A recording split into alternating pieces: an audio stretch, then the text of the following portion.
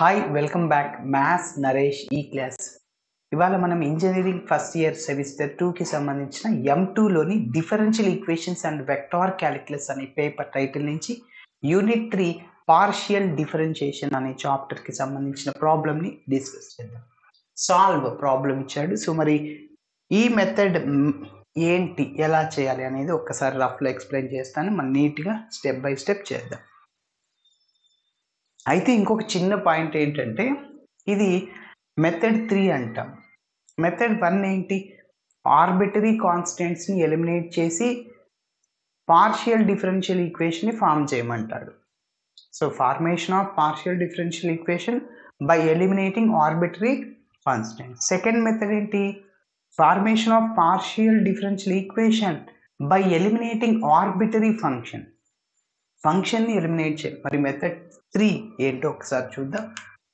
So ఇచ్చిన equation అనేది capital P small p plus capital Q small q is equal to R.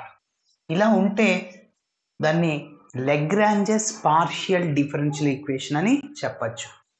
ఇక్కడ capital P అంటే ఎవరు sir అంటే స్మాల్ p కోఎఫిషియంట్, అంటే x² into y² y minus z. అదే capital Q ఏంటంటే small q coefficient y² into z minus x. అదే capital R అంటే is equal to right సైడ్లో ఉండేదంతా అంటే z² into x minus y, that is capital R. Okay, so దీని తర్వాత మనం ఏం చేస్తామంటే సొల్యూషన్ని కనుక్కోవాలి. అంటే the solution of the general solution of given equation is pi of C1, C2 is equal to 0. మరి ఇక్కడ C1 అంటే మనం కనిపెడతాం, ఆర్బిటరీ కాన్స్టెంట్. యాక్చువల్గా ఆ C1 వాల్యూని కనుక్కుంటాం. అదేవిధంగా C2 కూడా ఆర్బిటరీ కాన్స్టెంట్స్. అంటే రెండు కేసెస్ని ఉపయోగించి మనము C1 C2ని కనుక్కుని ఇందులో సబ్స్టిట్యూషన్. మరి ఆ C1 C2ని ఎలా కనుక్కోవాలంటే method of grouping or method of మల్టిప్లైర్స్ని ఉపయోగించి మనం చేయొచ్చు. ఓకే, మరి చూద్దాం ఇక్కడ మెథడ్ ఆఫ్ గ్రూపింగ్ని ఉపయోగించవచ్చా, మల్టిప్లైర్స్ని ఉపయోగించవచ్చా అనేది ఒకసారి చూద్దాం. సో ఫస్ట్ నేను ఇచ్చిన ఈక్వేషన్ని రాస్తున్నాను. Given partial differential equation is, okay మొత్తం రాస్తున్నానండి. Given partial differential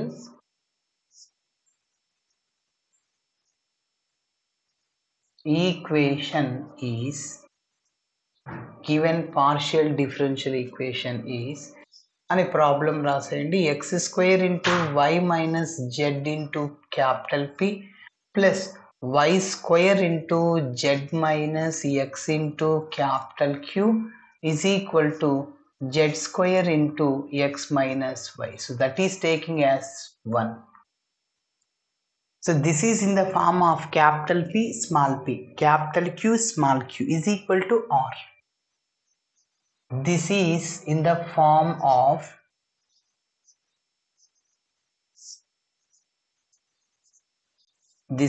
form of capital P small p plus capital Q small q is equal to R. So అందుకోసం ఈక్వేషన్ 1ని మనం ఏమని చెప్పచ్చు అంటే లెగ్రాంజెస్ పార్షియల్ డిఫరెన్షియల్ ఈక్వేషన్ అని చెప్పచ్చు. ఎందుకంటే PP plus QQ is equal to R లాగా ఉంది. So clearly equation 1 is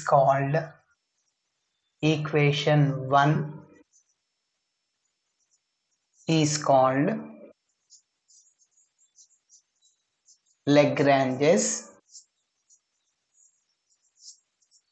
partial differential equation.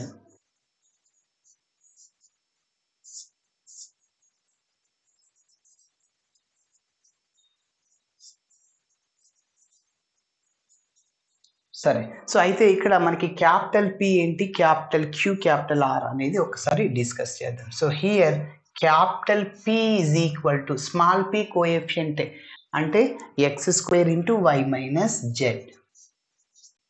అదేవిధంగా క్యాపిటల్ Q అంటే y కోఎఫిషియంట్ అంటే Q coefficient. Yes, so small Y square into z minus, అదేవిధంగా capital R అంటే ఈజ్ ఈక్వల్ టు రైట్ సైడ్లో ఉండేది capital R, sorry ఇక్కడ క్యాపిటల్ క్యూ, రైట్ సైడ్లో capital R. So Z square into X minus Y. Yes, మీరు గమనిస్తే ఇదంతా small P coefficient capital P, small Q coefficient capital Q, ఇంకా right సైడ్లో ఉండేది క్యాపిటల్ ఆర్. Okay, yes. మరి ఇప్పుడు మన ఈక్వేషన్ 1కి subsidiary equation or auxiliary equation రాద్దాం. Okay, the subsidiary equations are, the subsidiary equations are ఏంటంటే dx by p, dx by capital P is equal to dy by capital Q is equal to dz by capital R. So capital PQR వాల్యూస్ని మనం ఇందులో substitute చేసేస్తాం.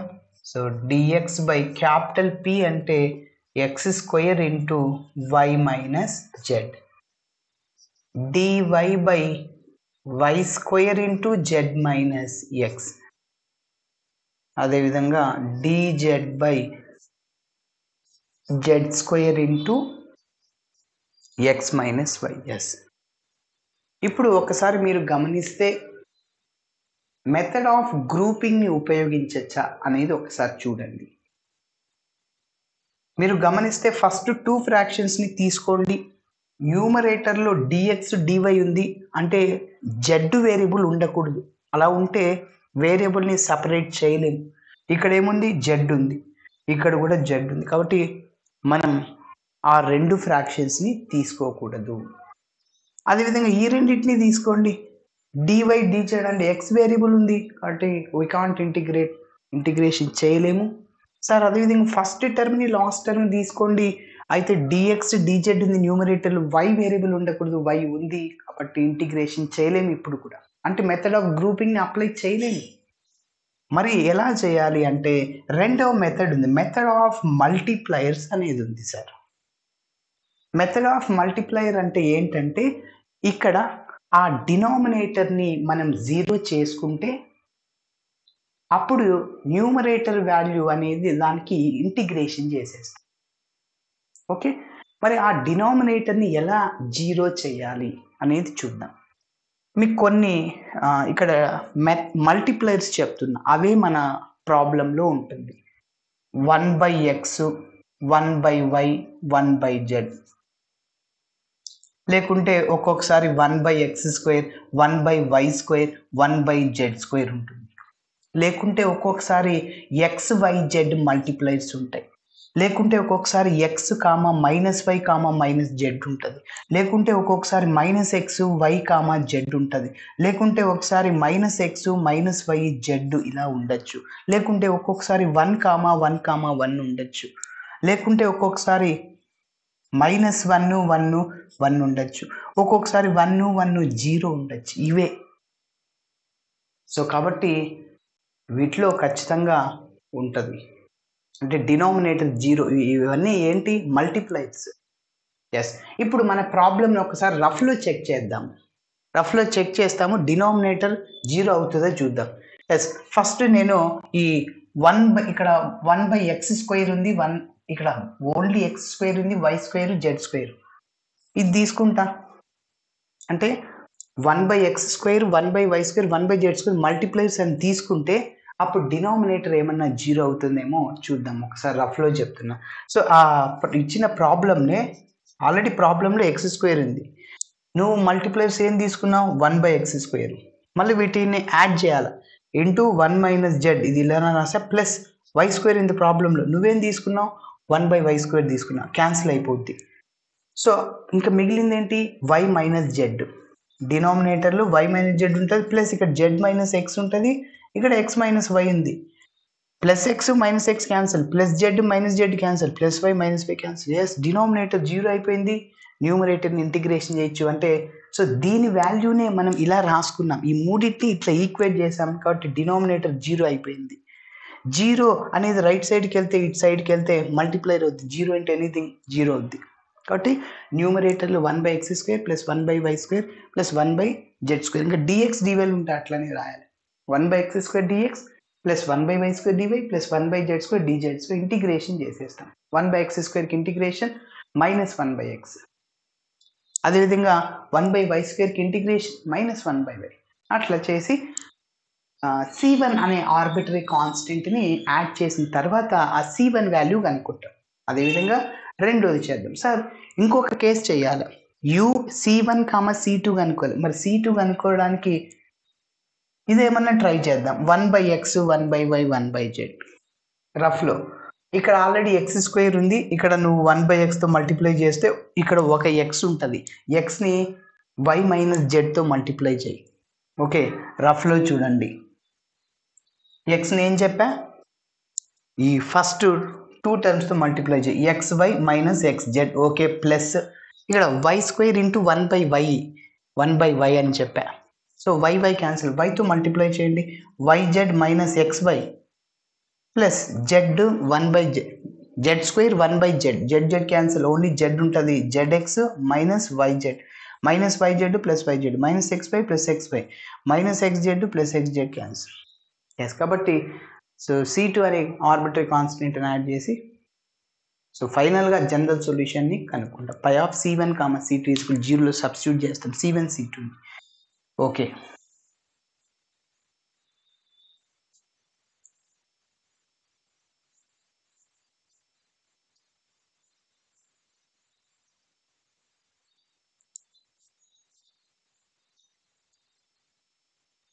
Okay.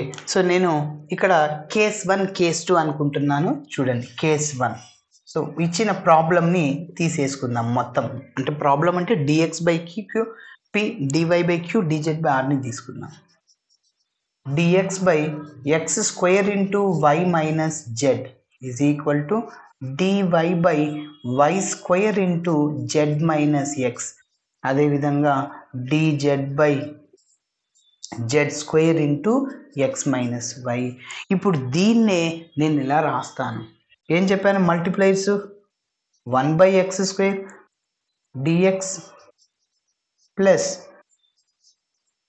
1/y² dy 1/z² dz divided by డినామినేటర్లో x² ఉంది. నువ్వు 1/x²తో multiply చేస్తే cancel అయిపోతుంది ఇంటూ y మైనస్ z.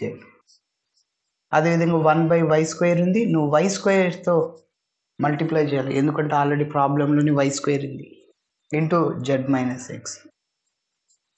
అదేవిధంగా plus 1/z² into z² into పక్కన x మైనస్ y ఉంటుంది. ఓకే,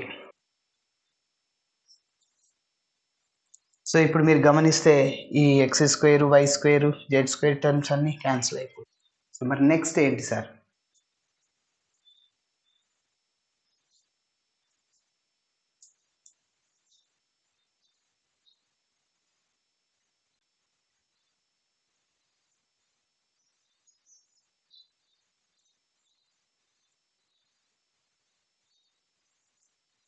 ఎస్, ఇంకా లెఫ్ట్ సైడ్లో ఇదంతా రాస్తూ రావాలి. dx/x² into y minus z is equal to dy/y² into z minus x is equal to dz/z² into x minus y.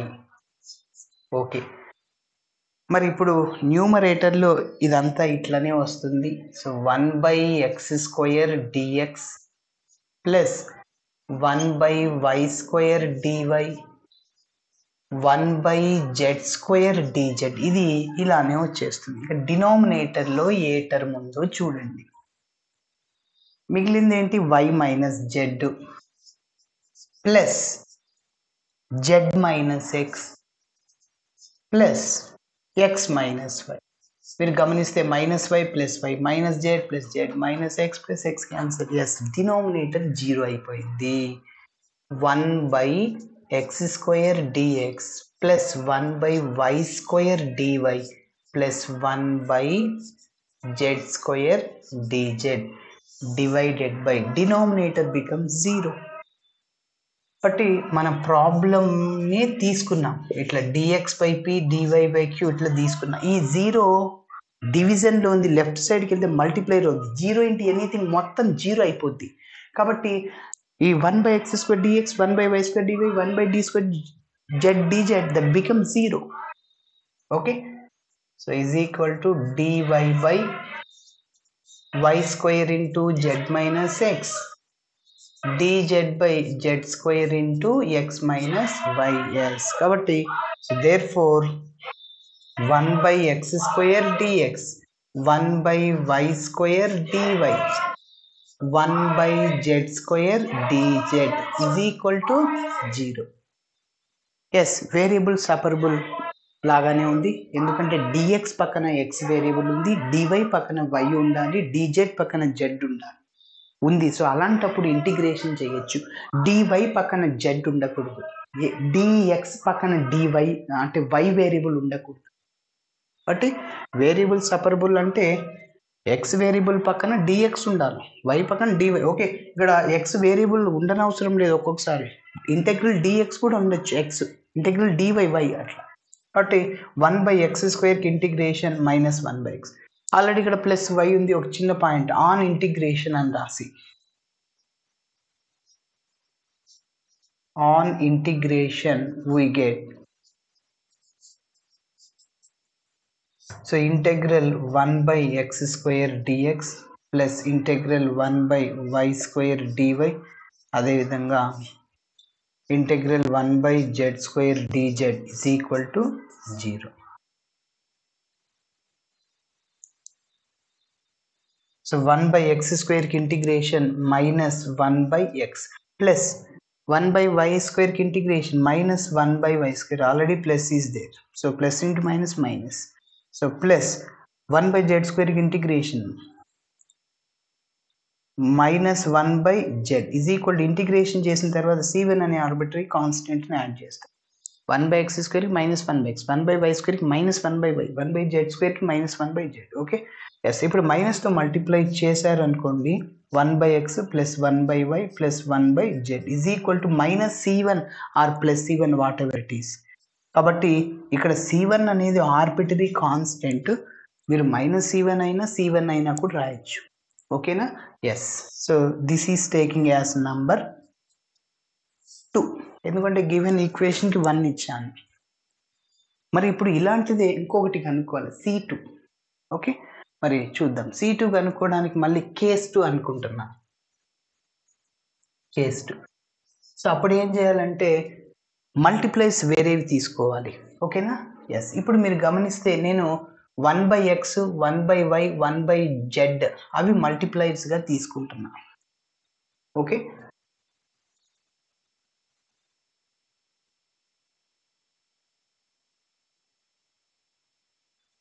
ఇవి పక్కన note చేద్దాం. c1 అంటే 1/x plus 1/y 1/z. Okay,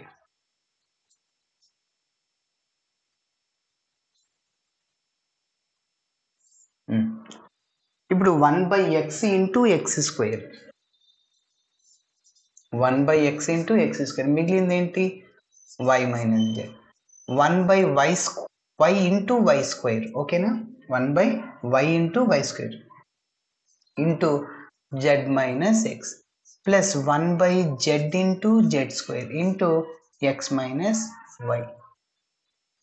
yes, numerator value అలానే వస్తుంది, 1/x dx plus 1/y dy 1/z dz.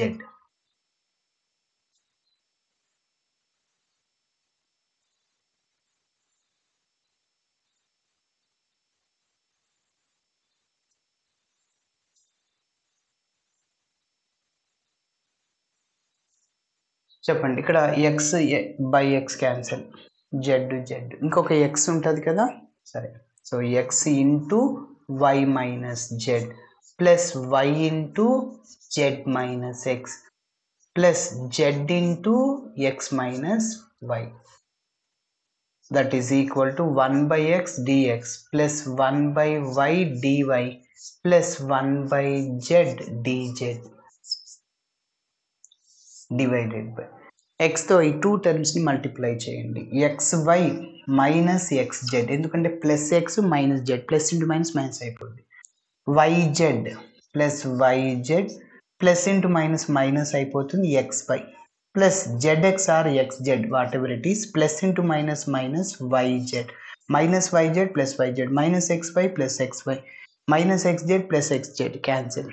So denominator ఏమైపోయింది, 0 అయిపోయింది. So 1/x dx plus 1/y dy plus 1/z dz, denominator becomes 0. Okay సరే. So ఇప్పుడు ఈ 0 left సైడ్కి వెళ్తే మొత్తం ఈ టర్మ్ అంతా 0 అయిపోతుంది.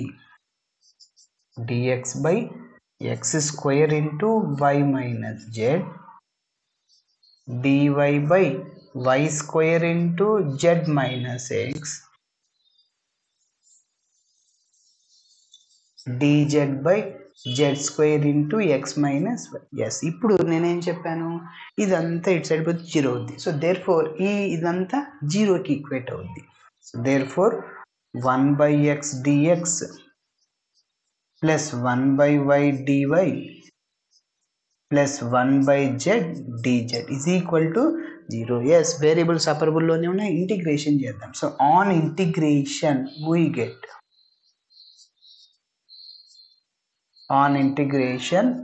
get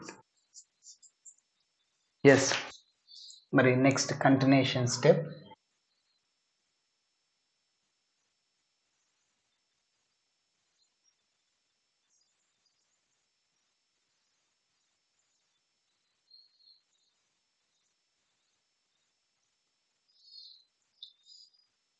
so integral 1/x dx plus integral 1/y dy integral 1/z dz is equal to 0.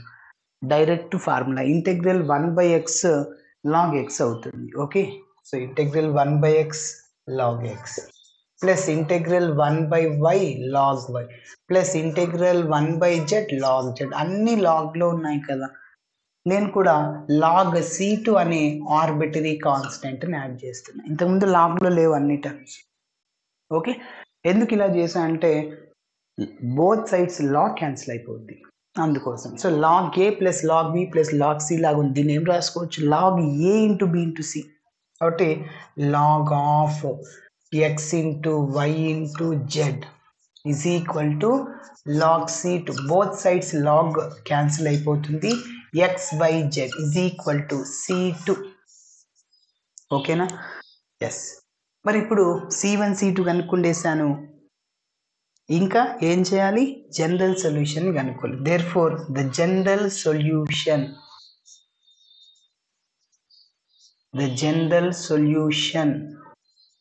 Of equation 1 is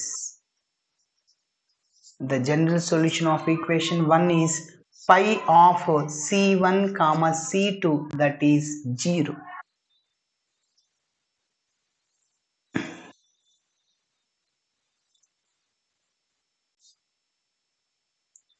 so pi of c1 అంటే 1/x plus 1/y plus 1/z comma c2 అంటే xyz is equal to 0. దీనికి LCM చేయొచ్చు.